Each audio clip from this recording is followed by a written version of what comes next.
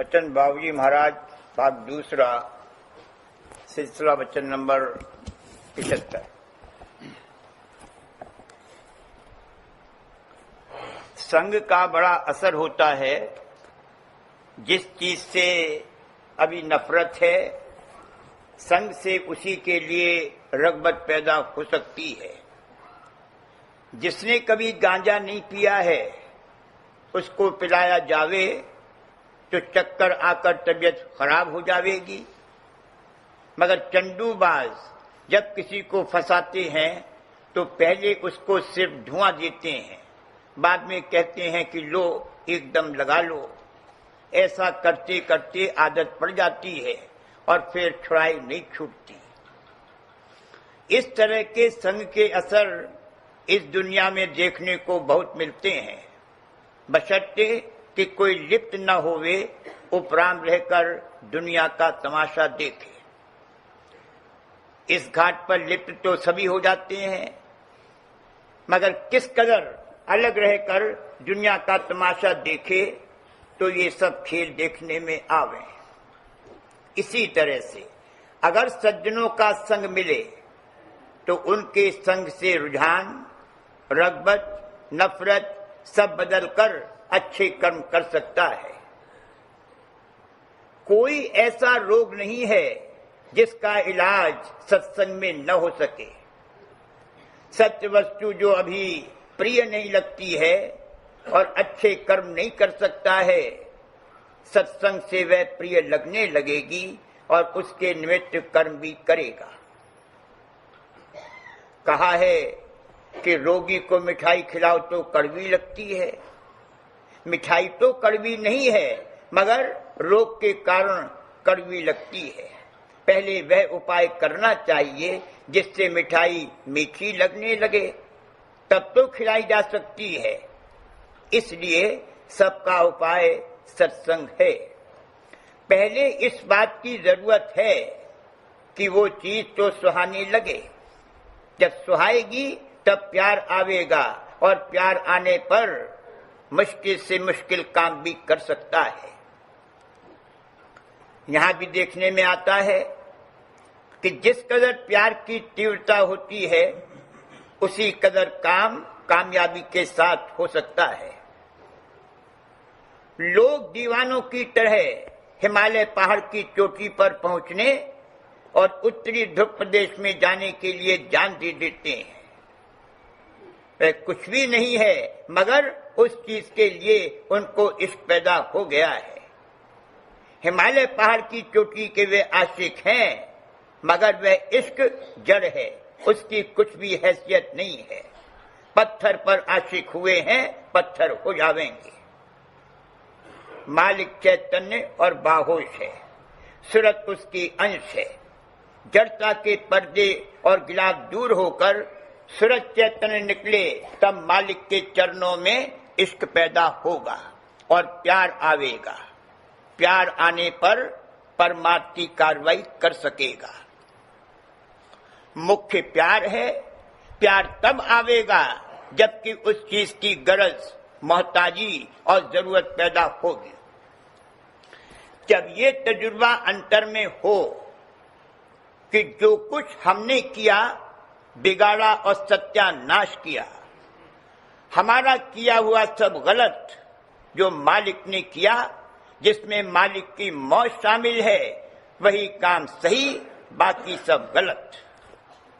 तब ऊपर बयान की हुई गरज और हाजतमंदी पैदा होगी। जब हाजतमंद होगा तब किसी की हिदायत में चलना कबूल करेगा, और यही गुरु की जरूरत है। मालिक वहां बैठा बैठा उद्धार नहीं कर सकता है। इससे ये ख्याल नहीं करना चाहिए कि मालिक असमर्थ है। मालिक सर्वसमर्थ और सर्वशक्तिमान है। मालिक सब कर सकता है। कोई ऐसा काम नहीं है जो मालिक न कर सके। परंतु इसका ये मतलब नहीं है कि पागलों की तरह कोई काम करे। सर्वशक्तिमान और सर्वसमर्थ के ये मानी है कि उम्दा से उम्दा काम उम्दा तरीके से किया जाए बेकायदा काम करने का नाम सर्वशक्तिमान और सर्वसमर्थ नहीं है। बेकायदा काम करना बेवकूफी और नादानी है। मालिक बेवकूफ और नादान नहीं है। मालिक वही काम करता है जिसमें बेहतर से बेहतर नतीजा निकले। जैसा कि ऊपर कहा गया है, संग का बड़ा असर होता है। जिसका संग करेगा उसका असर इस पर होगा और इसका उस पर। यही तो संग है। अगर असर नहीं हुआ तो उसका नाम संग नहीं है, कोई कसर, कमी और पर्दा है। जो विशेष चैतन्य है उसका संग करने से उसकी चैतन्यता का असर हम पर पड़ेगा। संतों के संग से हमारी चैतन्यता बढ़ेगी, उनकी चैतन्य धार हम में आवेगी और रफ्ता रफ्ता हमको अपनी तरह बना लेगी। हमारी धार उन पर जावेगी, मगर क्योंकि वे विशेष चैतन्य हैं, हमारी धार ढुल ढुल कर लौटेगी और गिरेगी। ये पतित पावन रूप है। इस तौर से सफाई होती है। यही गुरु की महिमा है। मालिक वहां बैठा बैठा ना अपना असर पहुंचा सकता है और न समझा सकता है। अगर ऐसा हो सकता होता तो रचना करने की ही क्या जरूरत थी। मालिक सबसे कह देता कि तुम यह करो और वह करो। जिसको समझाना है और जिस पर असर पहुंचाना है, वह जिस घाट पर और जिस रूप और अवस्था में है, उसी घाट और रूप में मालिक आवे तब समझा सकता है और अपना असर पहुंचा सकता है। पढ़ाने वाला मास्टर कोई सवाल हल करता है और लड़के की तवज्जो को अपने घाट पर खींचता जाता है। उस सवाल को हल करने की गुप्त शक्ति लड़के में बंद रखी हुई है, उसको मास्टर खोलता है, तब वह सवाल उसकी समझ में आता है। अगर लड़का तवज्जो न लगाए और मास्टर उसको अपने घाट पर न खींच सके तो वो सवाल कभी उसकी समझ में नहीं आ सकता, चाहे कई दफे उस सवाल को मास्टर हल कर दे। इसी प्रकार मालिक गुरु रूप धारण करके इस घाट पर आता है और रफ्ता रफ्ता हमको थोड़ा थोड़ा ऊपर खींचता है।